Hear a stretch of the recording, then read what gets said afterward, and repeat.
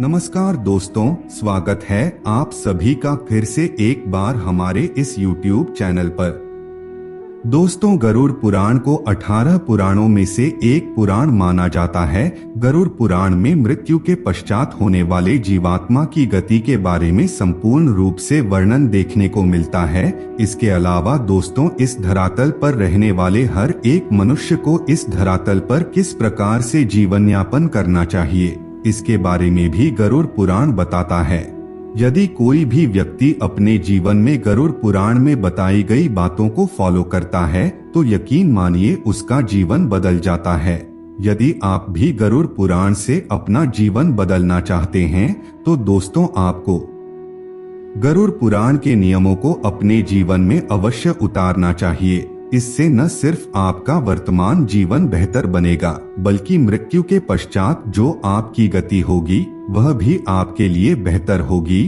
तो दोस्तों, आज का यह वीडियो गरुड़ पुराण से ही संबंधित है, यानी कि आज की इस वीडियो में हम आप लोगों को बताने वाले हैं कुछ ऐसी स्त्रियों के बारे में जिनसे भूल करके भी आपको शादी नहीं करनी चाहिए। जी दोस्तों, गरुड़ पुराण के मुताबिक कुछ ऐसे गुणों से युक्त स्त्री के बारे में आज के इस वीडियो में हम आपको बताएंगे, जो यदि किसी स्त्री में आपको दिखाई देता है तो भूल करके भी उस स्त्री से शादी का रिश्ता ना बनाएं। उस प्रकार की स्त्री से हमेशा दूरी बना करके रखनी चाहिए। तो चलिए फिर जान लेते हैं वह कौन कौन से अवगुण से युक्त स्त्री है। दोस्तों, वीडियो शुरू करने से पहले आप सभी दर्शकों से एक छोटा सा निवेदन है। अगर आप चैनल पर पहली बार आए हैं तो चैनल को अभी सब्सक्राइब कर लीजिए, जिससे आपको समय समय पर इसी तरह की जानकारी मिलती रहे। दोस्तों, गरुड़ पुराण के मुताबिक इस प्रकार की स्त्रियों से हमेशा रहना चाहिए दूर, कभी भी भूलकर ना करें इनसे शादी। नंबर 1, अहंकार से युक्त स्त्री। दोस्तों, गरुड़ पुराण के मुताबिक हर स्त्री को अहंकार से बचना चाहिए। वैसे तो पुरुष को भी आधार से बचना चाहिए, लेकिन स्त्री को कभी भी किसी बात का अहंकार नहीं करना चाहिए। गरुड़ पुराण के मुताबिक स्त्रियों के लिए अहंकार बहुत ही ज्यादा खतरनाक होता है। जब भी स्त्री में अहंकार आ जाता है तो उससे माता लक्ष्मी और सरस्वती दोनों के दोनों रूठ जाती है और घर से धीरे धीरे करके सुख समृद्धि का नाश होने लगता है। इसलिए हमेशा स्त्रियों को अहंकार से बचना चाहिए। यदि आप भी किसी दूसरी स्त्री के अंदर अहंकार देखते हैं तो दोस्तों, आपको उससे बचने की सलाह दी जाती है। नंबर 2, अज्ञानता से युक्त स्त्री। दोस्तों, गरुड़ पुराण में यह बात के स्पष्ट रूप से बता दिया गया है कि हर स्त्री को ज्ञानवान होना चाहिए। समाज के निर्माण में स्त्रियों की भूमिका सबसे अहम होती है।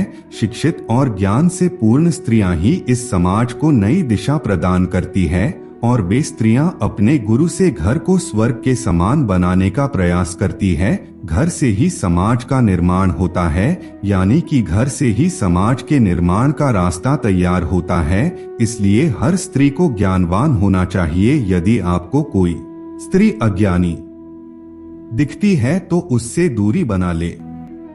नंबर 3, लालच से युक्त। वैसे तो किसी भी इंसान को लालच नहीं करना चाहिए, लेकिन स्त्रियों के बारे में कहा गया है कि जो स्त्री लालच करती है, जब भी किसी घर परिवार की बहन बेटी आखिर बहू लालच करती है तो उस घर से धीरे धीरे करके सुख शांति नष्ट होने लगती है। घर के सदस्यों में धीरे धीरे करके जीवन भर तनाव उत्पन्न ना होने लगता है और तनाव से कार्य कुशलता प्रभावित होती है और एक दिन ऐसा आता है कि सब कुछ नष्ट हो जाता है। इसलिए हमेशा हर स्त्री को लालच से बचना चाहिए।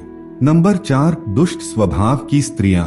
गरुड़ पुराण में स्पष्ट रूप से बताया गया है कि जिस स्त्री का स्वभाव दुष्ट होता है उससे हमेशा बचने का प्रयास करना चाहिए। ऐसी स्त्री अपने स्वार्थ के लिए समय आने पर आपको अपमानित करने के साथ ही अहित करने से भी पीछे नहीं करती हैं। ऐसी स्त्री का सर्वनाश होना लिखित होता है। इसलिए कभी भी इस प्रकार की स्त्री के साथ संबंध किसी भी प्रकार से नहीं रखना चाहिए। ना ही इनसे आप मुलाकात करें और ना ही इस प्रकार की स्त्रियों से शादी करें। नंबर 5, चरित्रहीन स्त्री। दोस्तों, जो स्त्री एक से अधिक पुरुषों से संबंध रखती हो या जिसे समाज में वैश्या माना जाता है, ऐसी स्त्री से हमेशा दूर रहने में ही भलाई है। ऐसी स्त्री के घर का भोजन करना भी पाप की श्रेणी में आता है। धूम्रपान और मदिरापान करने और बुरे कर्म में लिप्त स्त्री बहुत दूर रहना चाहिए। ऐसी स्त्री के कारण आपको समाज में मानहानि का सामना करना पड़ता है। इसके अलावा आप बड़ी मुसीबत में फंस सकते हैं। इसलिए ऐसी स्त्री को देखते ही वहां से हट जाना चाहिए। तो मित्रों, आज के लिए बस इतना ही। फिर मुलाकात होगी एक नए और ताजा एपिसोड में। तब तक के लिए नमस्कार।